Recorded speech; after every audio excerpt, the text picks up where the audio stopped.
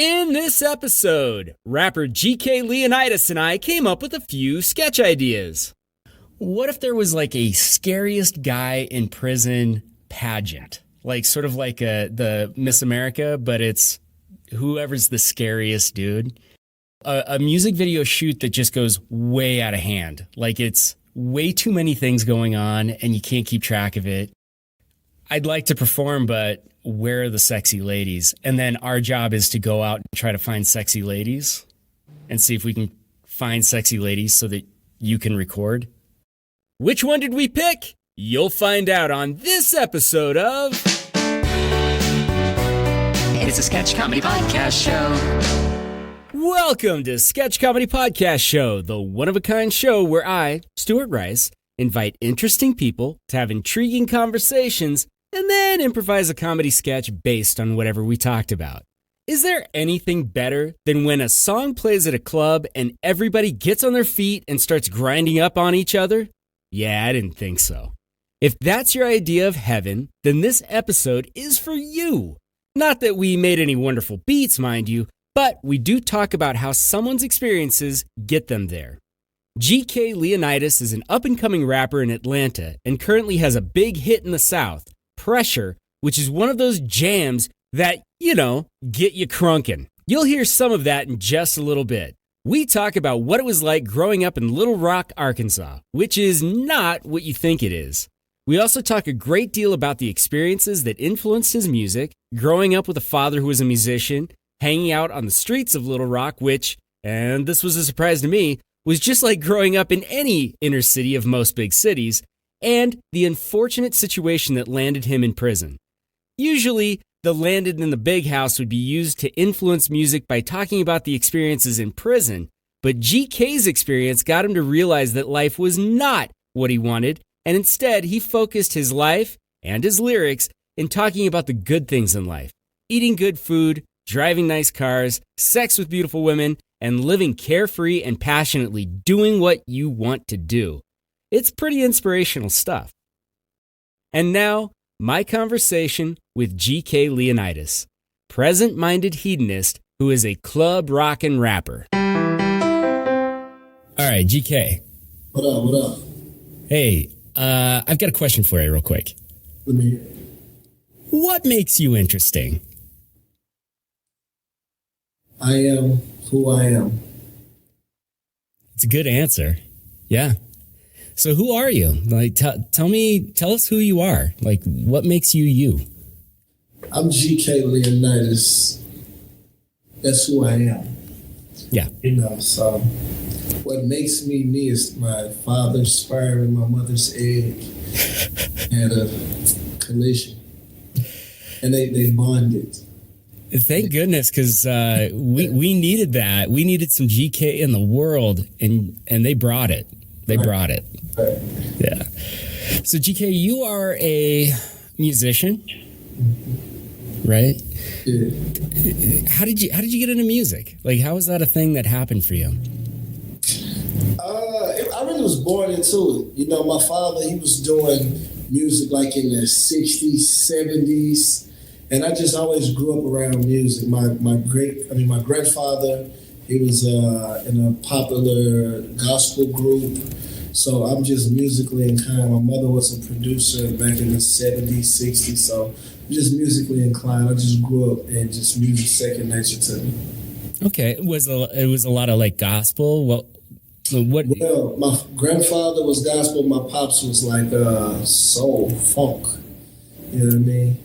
Yeah. I grew up running around the house, and he had all these sequencers and keyboards and drum machines and stuff all hooked up in the middle of a two-bedroom apartment with 7 people in there. You know what I mean? So you were not told like, hey, get your hands off that. You mess things up. A little bit of that. Yeah, I definitely was like messing things up and getting in trouble for it. Sure. But were you encouraged too? Like, hey, this is how this works. Like, no, it was like, yo, don't touch this. But I used to stand around and watch a lot. Okay. Yeah, so like it just came second nature to me. But no, definitely the equipment was hands off. Sure. 7 people in the apartment. Was that just family, or was that? That was just family. Yeah. Oh wow, big family. Yeah, my brothers, my sister, my mother, my father, a couple cousins. You know, it was That's like, good. Yeah. Tight knit. Yeah, it was tight knit. You know, everybody came together and made the best of what we had, and I'm happy that we was able to do that. Where was that at? Where did you grow up? Okay, it's Southwest Little Rock. Okay. Southwest Little Rock, yeah, it's in Arkansas, yeah. Yeah. Okay. I don't know a ton of rappers that come from Arkansas. Right. I don't know many either. But it's crazy because we have like an indie scene with a lot of people that's respected in the local community and it's got a lot of talent, but going mainstream is something that only a few have done. What does it take to go mainstream? Like, I mean, obviously it's going to take it takes like that one breakout single or that one. Yeah. So it definitely starts with the music, but then it comes with the marketing. A lot of people don't understand marketing, branding, and that's just something that I'm learning and I'm applying and I'm seeing the benefits. That's good. Yeah, you made a real wise decision being on this show. Just personal opinion, I think. Yeah, I think so too. I'm like, all right. So you grew up, and is Little Rock small? It seems like it's. Well, it's funny because like our metro area, if you look it up, it's a little over 1 million with the metro area, Little Rock. Okay. Yeah. The city's like maybe like 600,000, something like that. All right, so that's substantial, yeah. Yeah, and it's Little Rock is actually city. A lot of people think of Arkansas and think like horses and cows and cowboys and stuff like that. No, Little Rock is like a city. It's a concrete jungle. You know what I mean? Yeah. But when you guys were little kids, did you go play cowboys in the street because it was still Arkansas and that was a thing? No. In the streets where I grew up. Yeah. We played on scooters and bikes, and we played basketball. Yeah. We played Killer Man football. You know what that is? No, what's Killer Man football? What's that? Killer Man football. It's like every man for themselves. You get the ball, you run, you go get you a touchdown. Everybody's trying to top you. Oh, I remember that game. We called it something different that wouldn't be allowed to be called that today. Whoa. Yeah. I'll just go ahead and say it was a game. At the time, it was Smear the Queer. That's what they used to call that game. Yeah, we can't. That's not an okay statement at this point. Showdown. Boycotting, you got public It was before cancel culture. You can't go cancel a bunch of 7-year-olds at that point. But I think that's a much better It's called Killer Man. Kill a Man. That's way better. You can kill a man. You just can't call him anything else. All right. All right. So you grew up as kind of like a normal childhood. You had a bunch of equipment around you. Take us through that. Like after being a kid in Little Rock, like where did you go? What'd you end up doing? Well, I left high school and tried college, and I went to a city outside of Little Rock. And one thing about Arkansas is there's no city like Little Rock, So it's real gangster where I'm from. So it's like I went to these other places with these ways, and I got in a lot of trouble. And I started a prison stint. Really? Yeah. Okay. So that happened. You were in college when that happened, or? Yeah, like my first semester, I went to college. I was driving back and forth, and I ended up getting pulled over, and they found some drugs. Yeah, they always do. It was bagged up, like it was ready to be sold, So, I ended up, I was actually driving, and I had I was driving my friend's car. He was in the car. My brother was in the car. Another one of the homies was in the car. And we get pulled over. I just said it was mine. I just took responsibility. And a lot of people don't do that. They like say, you just get out the car. It's not my car. I don't know whose it is. You know what I mean? Everybody get the charge. And I don't believe in that. I just took my charge. Wow.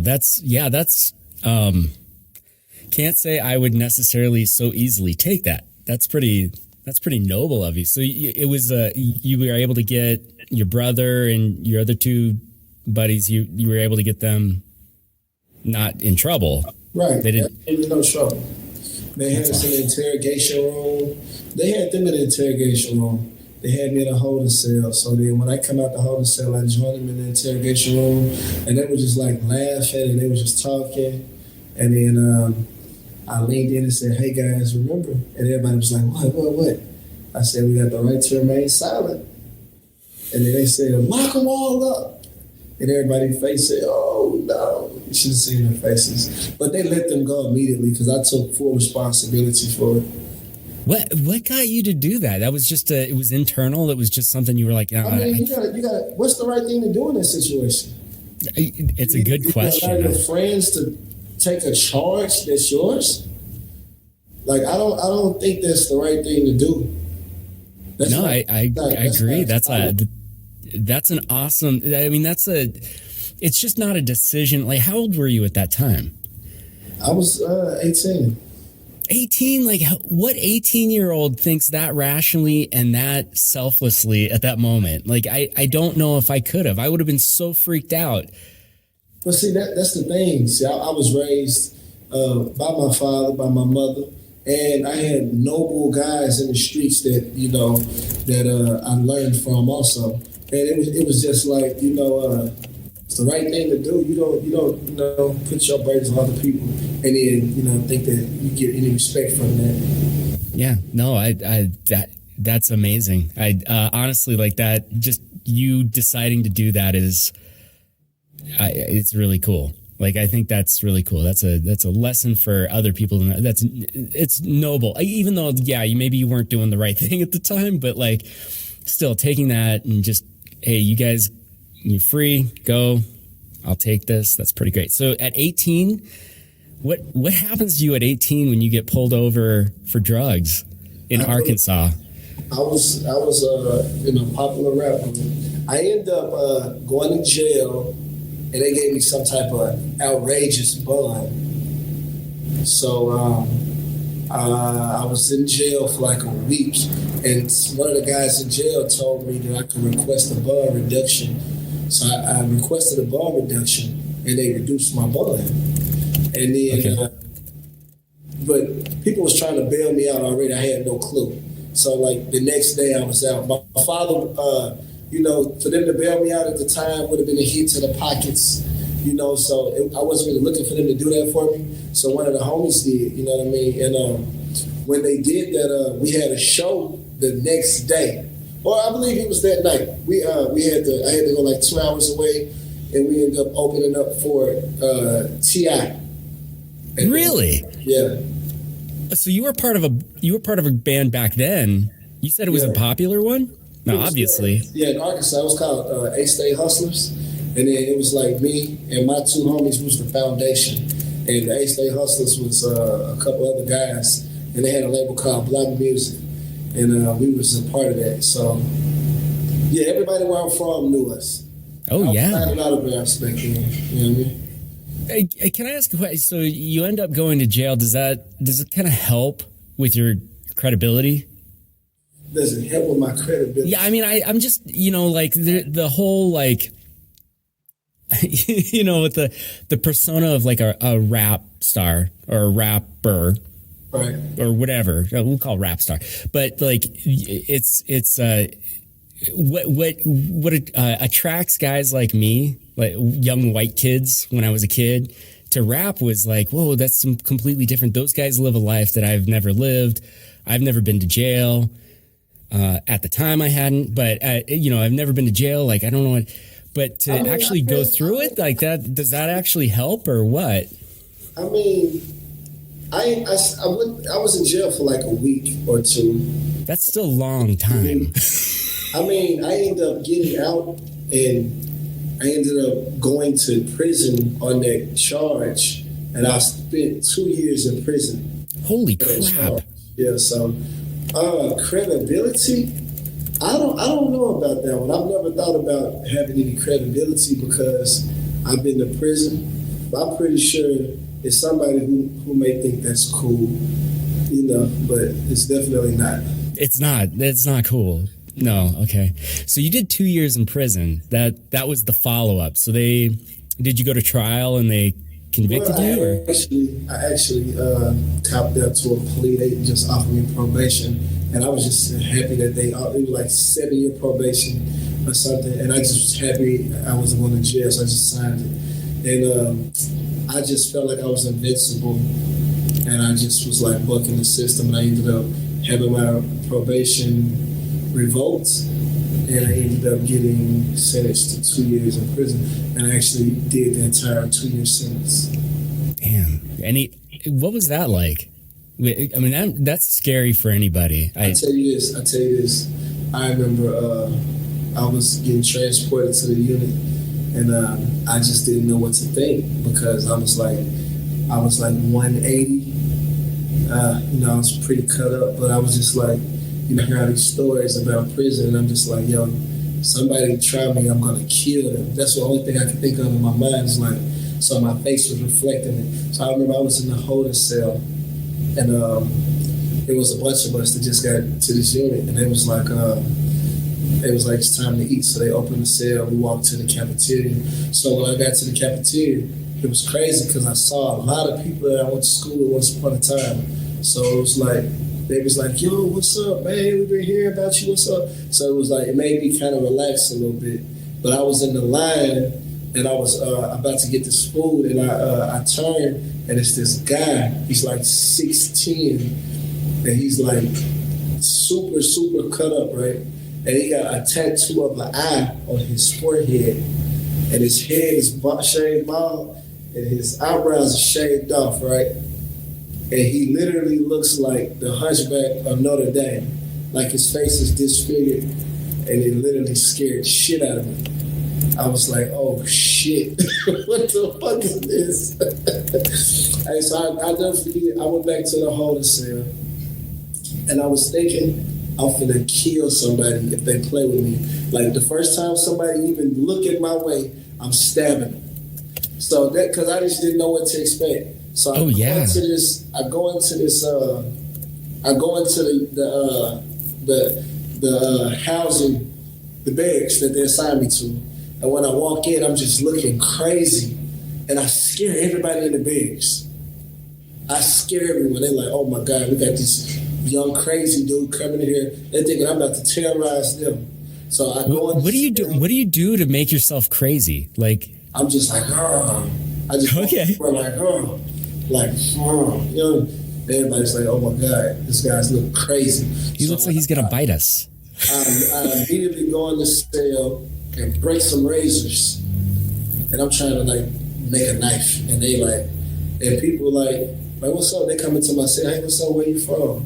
I was like, I'm from Little Rock, but I'm like not being friendly. So they start calling people like, yo, you got you somebody from Little Rock? You got you somebody? So all these people that's coming, and it just so happened that the barracks that I was in had like some older guys in there that had a lot of, they had a lot of clout in prison. Mm-hmm. So and they was coming, it was like, what's up, man? What's up? They was asking me different stuff. They knew, like my family, my mother was a school teacher. She taught some of the people in there, taught some of their kids, stuff like that. So it was crazy. And they were just like, man, calm down, bro. I'm like, I need a knife. They're like, yo, you good. Like, relax. And I just couldn't relax. But it ended up, I didn't have to kill anybody. Well, that's good. Because you might have been in there a little bit longer. Yeah. That happened. Dude, that's a crazy story.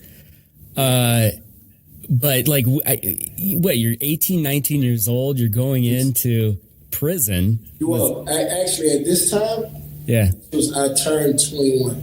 Oh, you turned 21. On my 21st birthday, they woke me up So you didn't even get to go to like a bar ahead of time? You didn't get a chance? Well, a lot of these clubs are closed now, but me being a part of that rap group, I was performing at all the clubs in Arkansas at that time. Yeah, in all the venues. Yeah. Okay, so you get out of prison. You get out of prison 23, right? Yeah, 22. What's next for you, man? Like, you get out of prison, I'm guessing your band moved on, or did they wait for you? Yeah, I got out of prison. They had an album ready for me. They was like, all you gotta do is put your verses on these songs, and it's time, we're gonna put it out. But a lot changed because the unit they sent me to was a max unit. It was considered at the time the second worst unit. So I was around a lot of people that had life and long sentences, and when I was in there, I grew up and I learned, and my self-respect and just so when I came out of prison, my mindset and who I was, it was kind of hard for a lot of people to accept the growth and the maturity that came along with me. They still viewed me as the same person that I was before I went in. So, it didn't work with that whole project. I just preferred to, do my own thing. Mm-hmm. Yeah. First off, it's kind of amazing that they had even thought about you. That's cool. Gone for 2 years, but yeah, I could see where all that changed you. What's it like talking to somebody like? How close do you get with the other inmates? Because someone's, life in prison, like their outlook on the world is way different from someone who's going to be in for 2 years. What were some of the lessons that you did learn? What were some things that you? Well, one of the lessons that I really learned is just the value of the things that money cannot buy, like being able to just walk outside whenever you want to. Being able to do whatever you want to do, literally. A lot of people are in that prison mentally. They walk around and they confine their thoughts, their ideas, and their actions to a box that they put themselves and they put their own mind into. In reality, you can literally do whatever you want to do. It's this process. You can put the energy into an idea and it can manifest. So that's one of the biggest things I learned is, not to take anything for granted. And another thing is respect, because in prison, when you're around all killers, all these big drug dealers and all these killers and these people that's extorting people and all these big gang members, and they got 50, 70 people under them, and they like real like mob bosses in prison, and it's like it transcends outside. One thing I learned is how to respect another person to the utmost. With not just with my character, my conduct, but with my word choice, and So when I get out of prison, I had to learn. My little brother was like, it was a struggle with me to reconnect with society because people tend to be so disrespectful, like unconsciously. Like somebody can walk by you and bump you without saying excuse me. Somebody can step on your shoe without saying pardon me. Somebody can call you stupid, like, man, that's stupid.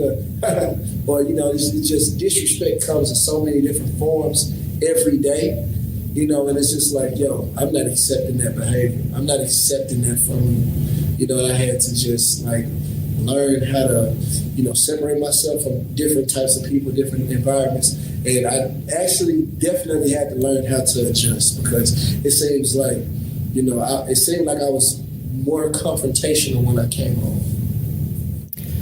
Yeah, I could see that because it's making me think about like you're confined to this small space and you have to share everything else, but that one small space is yours.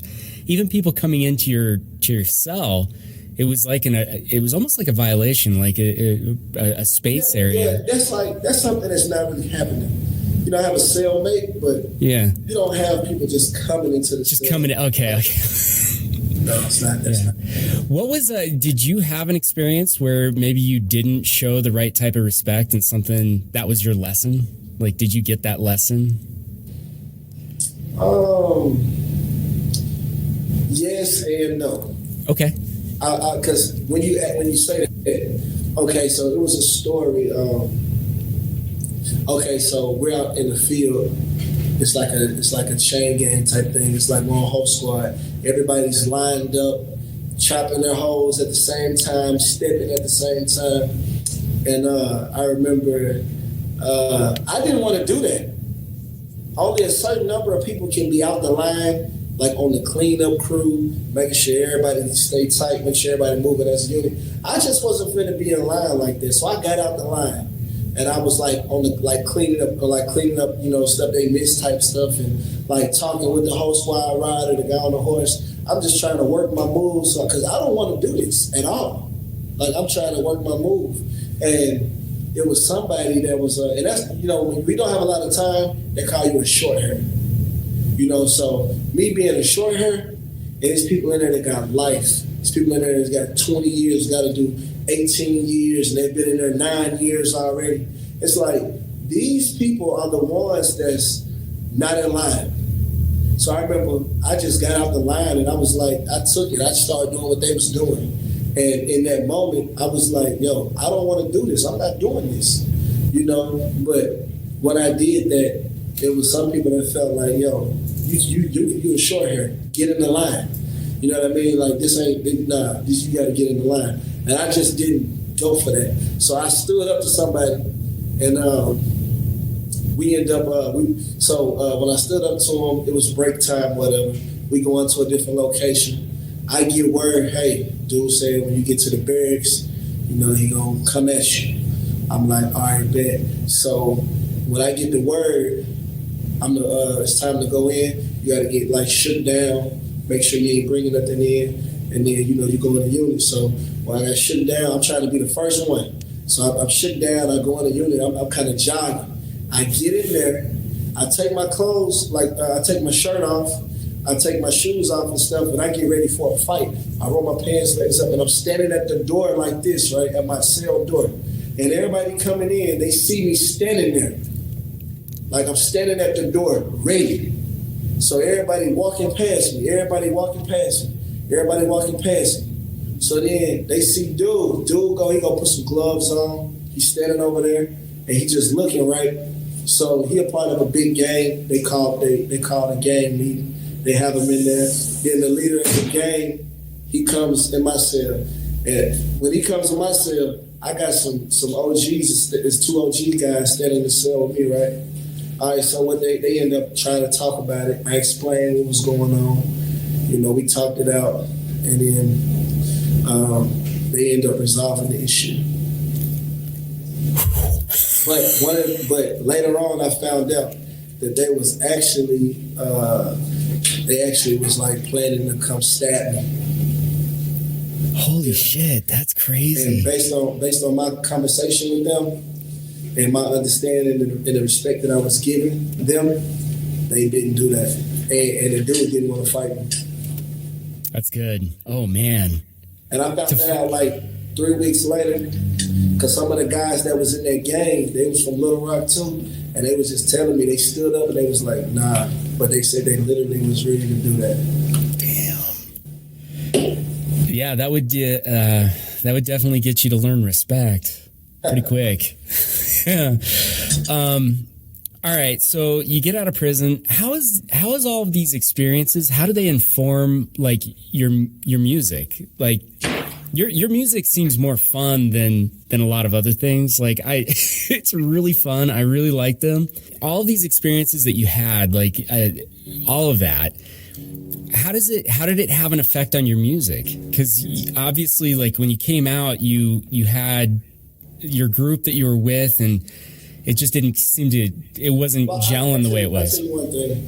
A lot of people glorify like the bad side of it. You know what I mean? Like the streets. Yeah. Like there's a lot of stuff is glorified and celebrated, but me actually experiencing this and living this on so many different levels, I literally like want to have fun.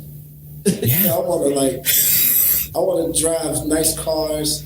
I want to like have sex with beautiful women. I want to travel. I want to eat great foods. I want to be fly. I want to be clean and fresh. I want to be with positive people. You know, I want to make power moves. I don't want to have beef with anybody. I don't want to be shooting and getting shot at. I don't want to do any of that. You know, I want to have fun. I want to inspire, motivate people, and show them that you can really do anything you put your mind to. So think about some of this other stuff. I love it. Yeah. So you have a song. I love the title of it. Hold on just a second. And I think it was, hold on. I am a terrible person for not. It's the one where you're talking about yourself. Do you know what I'm talking about? Do you know what your song? Yeah. Yeah. Tell me about that one. Like, what was the inspiration in that one? In love with myself, right? So it's just, you know, self-love. You know, you gotta love yourself before, you know, you try to love other things or expect people to love you. You gotta love yourself. You gotta give it to yourself. You gotta look at yourself in the mirror and just love who you are. You know, and that's what I do. I'm in love with myself. You know what I mean? It's not like an arrogant thing, or you gotta love yourself.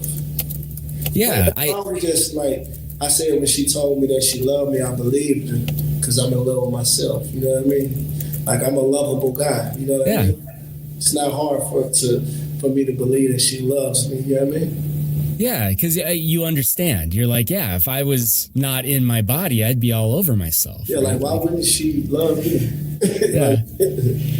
That's actually a really good message, and I think where people need to like process that. I actually had I was sitting down with someone yesterday, and we were talking about exactly that. It's like, you got to take care of yourself, because if you don't, how are you going to show love to anybody else? How are you going to do any of that stuff? Mm-hmm. So that's a good message. So you really do kind of focus on, like, it's sort of like a hedonist, like all the pleasures. That's what you really focus on. Well, I just have fun, you know? Yeah. Like, I don't want to hear a lot of stuff about killing and bullshit. And I just don't want to hear that. I don't feed my mind there. So, like, I make music that I like, and I want to listen to. I can listen to the music that I make, and I can enjoy listening to it. You know what I mean? Yeah, yeah. When you make a video, how involved are you in that video process? Because that's fascinating to me. Like, making music videos is hard. I've tried to not be involved. Nice. But it doesn't connect well. You know, when I'm hands-on and I'm overseeing it and I'm directing it, you know what I mean? And I got the playback monitors, and I see the angles that we're actually shooting and filming it. It just changes things. Yeah. You know? So I would say I'm pretty involved from the beginning when we're coming up with the treatment, you know, all the way until we get the angles into the editing process. Yeah, I'm right now fully involved. Yeah, it's not a small process like that. How long does it take for you to put together a music video? Would you say? Usually, I've shot. So if you go to my YouTube channel, I have a video called Aqua. Right, that video took us about an hour to shoot. You know, so it's like, if you know what you're doing, you don't have to get 50 different cuts. You know what I mean? You know, we know what we're doing. We like what we're doing. Get us one or two of this one, Get us some B-roll, get us this. And it also depends on your locations. Like, that video was a one location video, so we didn't have to change clothes or anything. When you're dealing with changes of clothes, etc., it could be anywhere from 5 hours to 8 hours. And that's just the filming. Like, that's the editing is the other crazy thing. Yeah. You got to know how you're doing. That also comes with your director. When your director knows how he's going to edit the video, how he's going to transition into this scene and that scene beforehand, he already knows exactly what type of angles he's going to shoot it, what's he going to go into. Then it becomes a breeze with the editing. They just line it up. So, okay, we're going to go into this. Okay, we're going to go into this. Okay, it's already mapped out. You know what I mean? But when you're just dealing with an amateur, then what they usually do is film a lot. Then they would line all the clips up, right? And then they would go in and pick the best clips for each part. And then they would add transitions to each time that the camera changes. You know what I mean? Add the effects. And that could take pretty long. Yeah. I mean, I do just audio, and it takes a very long time. It's surprising how long the editing takes. And yeah, I'm just looking at one line. I can imagine if you're dealing All right, last thing. So you're putting music together. What instrumentation? Do you play an instrument? I actually have a studio. You want to see my studio? Yeah, I want to see your studio. Yeah, everybody wants to see your studio. Oh, here we go. This is a Korg PA 1000. Nice. This is an MPC X. This is a Phantom Roland. You know, and then over here, this is where I sit down and I actually get to work. I have my MacBook. I have my microphone, and this is where the sexy ladies cheer me on. It's a good spot. I'm a little disappointed they're not there for this. No, is that your place? Is that your house? Yeah. Nice. How often do you wake up in the middle of the night and go record something? Often. Yeah. Or wake up bright and early. Yeah. Yeah, I wake up bright and early and go record. That's good stuff. All right, cool. Well, good chat. Now we got to record a sketch. Let's do it. So what we failed to mention to GK, both myself and his publicist, was that we were going to record a sketch at the very end of the show. He had no idea. But here's what I will tell you is if this whole rapping thing doesn't work out, he's got a great career in comedy, in improv comedy. GK, he brought it. Let me tell you, he really drove this entire sketch. I'm very excited for you to hear it. Also, he does make music and he's pretty good at it. GK, where can people find out more about you? Yo, GK Leonitis, Leonitis. Check me out on YouTube. I got my channel. You see, I got my setup. I'm going to be, in the clouds talking about various topics. It's going to start in March, on Instagram, GK_ASL. If you go to Instagram and you follow me on Instagram, you're going to see everything else. I'm going to pitch everything. I'm going to let everybody know what I'm doing on my stories. I'm going to do reels. I'm going to do posts. I'm going to have my links in my bio. Just GK_ASL. If you got Instagram, that's what you do. Okay, well, if you follow this show on Instagram, you know I don't post very often, but now I have a reason to go on and check out Instagram again because GK is going to be on there. I am very excited about March and seeing where he goes. And now, as I promised, here's a sample of GK's newest track, Pressure, which is just banging in clubs right now in Atlanta. Pull up in it, woo! What the fuck is this? Hop up with a woo! They can't touch my bitch. Heavy diamonds. It's pressure. Yeah, they're designer. There's pressure. I might spin the block on the Ducati. I might drop the top on the Ferrari. Heavy diamonds. There's pressure. All my strings designer. There's pressure. 101 McLaren. My hoes gotta share it. No coffin, we don't cherish. Spending money careless. All my shoes designer. There's pressure. Flawless with them diamonds. There's pressure. Spend a whole 24 hours in the trap, bitch. Started at the bottom, at the top still ain't a gap, dick. Dinosaur bite on my diamonds, jump, brand sick, fresh off the show, flow the seats, wrapped in plastic. Killer pussy, set her back home in a casket. Pull up in that RT, that is not a cat, bitch. Ugly bitch. That's just a sample. If you want to check out more of GK's stuff, go to YouTube, go to Spotify, Apple Music. All of the links are in the show notes. Go check it out. He's got a couple songs, Aqua, In Love With Myself. There is a track for everyone. Let's just put it that way. And now, our sketch. Yo, what's your next idea? In 3, 2. And cut. What the hell are you doing? Stop at the tape and put your hand on your hip, okay? Now, do I need to sub you out with another model? Okay, let's get another model. Where's my idea guy? Oh, hey, GK. All right, so here's what I was thinking. I know you're going to use another model. That's great. But I was thinking that maybe it would look better if she was wearing like a Viking helmet. What do you think about a Viking helmet? Viking helmet? Yeah, a Viking helmet. And then she could also be riding a unicycle. Okay, a Viking helmet and a unicycle. Now we need is a clown. I don't know. Why don't you go to the circus with that idea and you tell me what they say? Because I'm on set shooting a video for a rap star, okay? Okay, all right. I'll be right back. Cut. Roll the playback. Let's see this. Give me a second, guy, okay? What's your idea now? What you got now? Okay, so what I was thinking is, you know how like rain falls from the sky? What if it was going from this? Cut. The sun is shining, okay? So make this fast. Let me hear this. Roll All the right. playback. Aardvarks. Lots and lots of aardvarks. And they're CG dancing in the background. Have you ever seen an aardvark dance? I have. I don't even know what an aardvark is. Hang on. Everybody take their places. 3, 2, 1, action. Okay, do it just like that. Now, what were you saying? Okay, so the other thing I was thinking was there's this thing called Ultimate Frisbee. Instead of a Frisbee, they could be playing Ultimate Dog Toss. Cut. What, you got the dogs now? No, I mean, we can train dogs for that, or does anybody... Everybody take 10. Hey, listen, if you're going to come with ideas, let's have some ideas that we can implement to this video shoot, okay?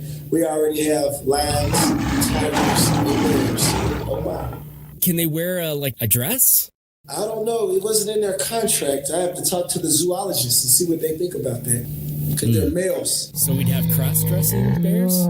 Do I need to bring someone else in? I need some ideas. No. Okay. I've got this really great idea. What about if he just stands still and the camera just like zooms in on him and spins around him a little bit?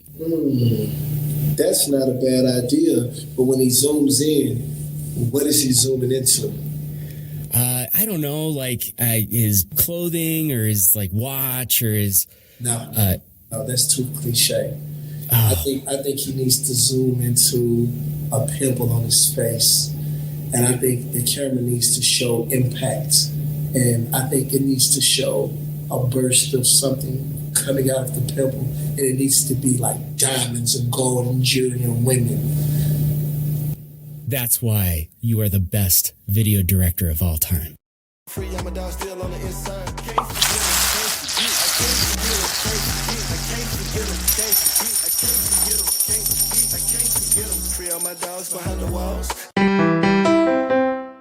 Thank you so much for joining us for Sketch Comedy Podcast Show. We hope you enjoyed listening to it as much as we enjoyed making it.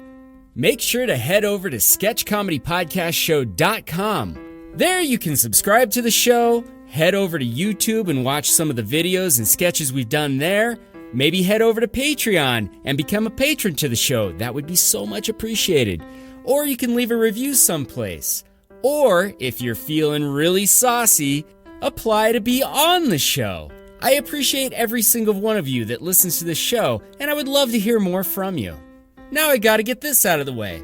Sketch Comedy Podcast Show is protected under a Creative Commons Attribution No Derivatives 4.0 International License, which means that if you would like to reproduce anything in the show, please contact the show so that I can get you the right material for it. And also, this show is copyright 2022 Stuart Rice. Every day we are given a choice. Can we do the funny thing or the not so funny thing? I'm going to urge you to do the funny thing today and create an improvised comedy adventure of your own. Take care. See you next episode.